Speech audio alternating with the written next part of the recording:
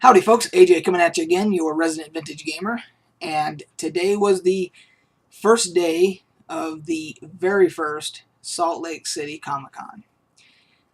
And I'm a tired dude, because I worked at my job. I took a half a day off. I worked till noon, and then I went straight to the convention, and I just got home, and it's been a long day. But what I planned to do is I bought a 3-day pass. So, got to wear this damn thing for 3 days. But I plan to do one of these recap videos for each of the days. And today, it didn't open until 4 p.m. And I only stayed till going on 7. I didn't stay that long. It was only open till 8, but I wanted to get home so I could do a video and get some rest. So, because I got to work again tomorrow. So, I thought I'd just go over some of the stuff that I was able to get accomplished today at the con. And the guest list is quite extensive, especially because it's an inaugural, the first year of this convention. But we've got William Shatner, we've got Adam West, and Lou Ferrigno and everything, and then they announced the mystery guest was Stan Lee. Yes, the godfather of comics is the mystery guest. So they've sold, they've broken all the records. They've sold somewhere close to 40,000 tickets, and they only expected to sell about 10,000 initially, and so they've broken the very first for an inaugural Comic-Con at any major city. They've broken the record. I guess Denver had the record before, and we have broken it. So went down, got my 3-day pass. You get a neat little poster, for the very first Comic-Con for Salt Lake City. So they give you the poster and all that. And they've got all the panels going and everything else, and they've got a number of all these special guests that are going to be there. And so there was quite a few of the people that are on the guest list, that I have works by them that I would like to get signed. And one of them is Tracy Hickman. Now, Tracy Hickman, if you don't follow Dungeons and Dragons or anything, Tracy Hickman is one of the 2 authors of the Dragonlance world, the fantasy setting game world, and there's a ton of Dragonlance books, and this is the very first of the very first trilogy. And so I went there, and he was there, and he was more than happy to sign it for me. So I got that one signed, and he and Margaret Weiss, the same 2 authors, they also wrote this was a trilogy that was not affiliated with Dungeons and Dragons, whereas the Dragonlance was. This is the Dark Sword trilogy. See if I can get that in there where you guys can see that. And so I took this one with me, and he signed this one too. So he was a very gracious guy. Got that one signed too. And him and his wife are working on a new board game, and it's more. They had it there with them at the con, and they gave me a little demo of it along with the other people that were there. But it's much more involved than any board game you've ever seen before. It works in conjunction with an e-reader. You download an app on an e-reader, and it's available for iPhone and Android and all that other stuff. And as you play the game, you access a script on the e-reader, and the script changes as you play based upon where you land, what cards you turn over, and all that. It changes the script on the e-reader. And so you're never going to play the same game twice. In addition to that, because it uses an e-reader for content for the game in conjunction with the game, there's a never-ending possibility of additional stories that can all be played from the same game board. So you can have other people, and they said that they would even have it a way for players themselves to create content and possibly even publish it for sale as, so people have the game, the base game, and then they want to download additional content for the e-reader for the game. There'll be a way to do that.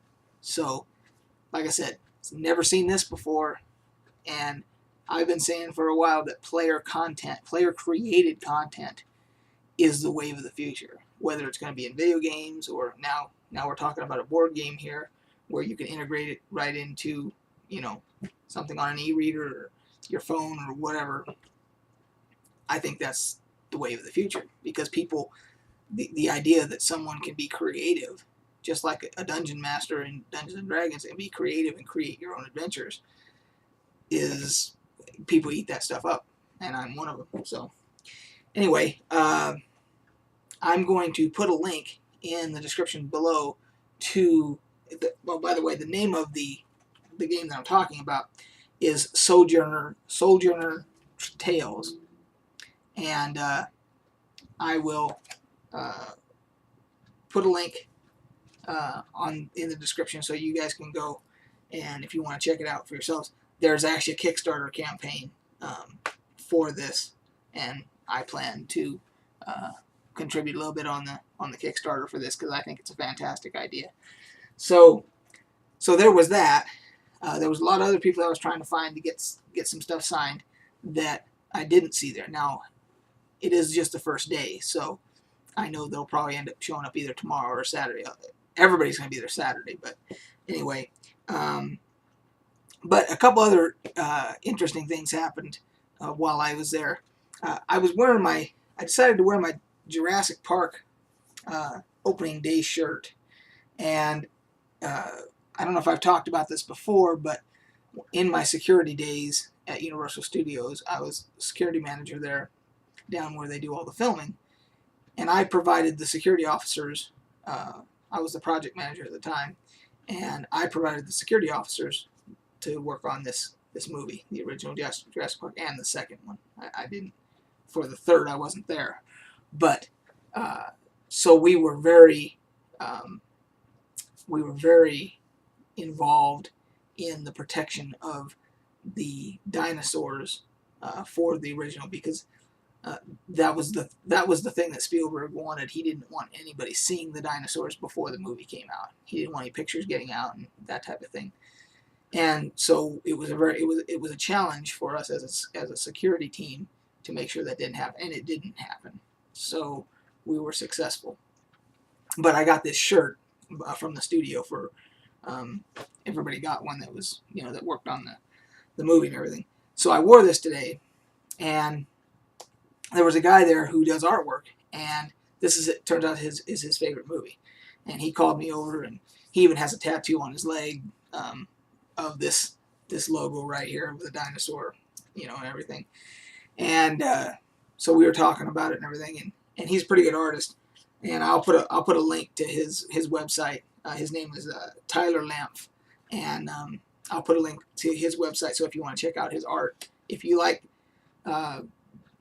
different stylized in a very dark theme when it comes to artwork, you will love his stuff, because it's pretty cool. So if you like the darker side of stylized art, So anyway, and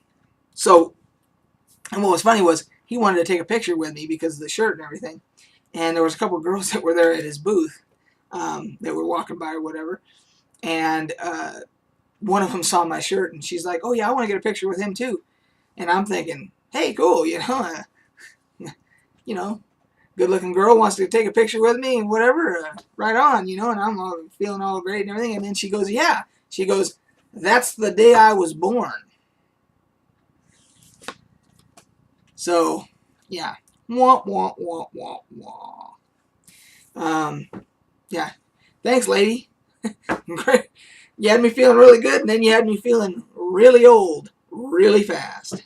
So, anyway, but we took the pictures and everything, and it was fun. And then another guy that I ended up talking to is a guy that has started a project called Collective Gaming, and what it is if you have ever used Xfire or Raptor for being in social media type of a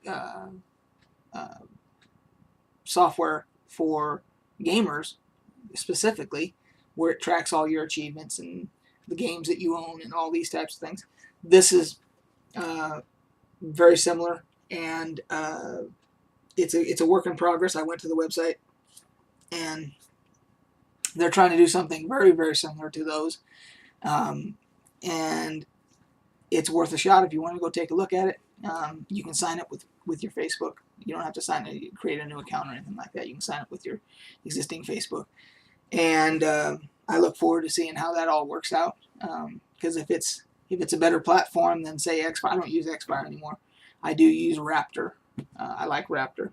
But if this ends up being better, then I would most certainly switch to this and start using that for all my gaming social media stuff. So anyway, that's another thing to check out, and I'll put that. So I'll put all these links in the description below. And I guess that is it for the first day. There's a lot of people there that were charging for autographs and everything, and I find it very hard to pay for autographs. So considering that, you know, the way I look at it is that if I have been contributing by going to your movies and buying your books and buying your games and buying your merchandise that is associated with that type of stuff, and by buying your DVDs and all that, you know, then I've been contributing as a fan. I've been contributing, and then to pay an exorbitant price like $75 for an autograph, to me seems I can't swallow that pill. So anyway, I don't plan to do any of that. Of course, my wife could have other ideas, but you know, we'll see. But anyway, that was it for the first day. I will post a video tomorrow, a recap of, and I'll probably be even more tired then, and then I'll do one on Saturday. And Saturdays I may not do until Sunday, depending on how tired I am after the con. So anyway, that's what's going on, guys. And until tomorrow, we will catch you guys on the flip side.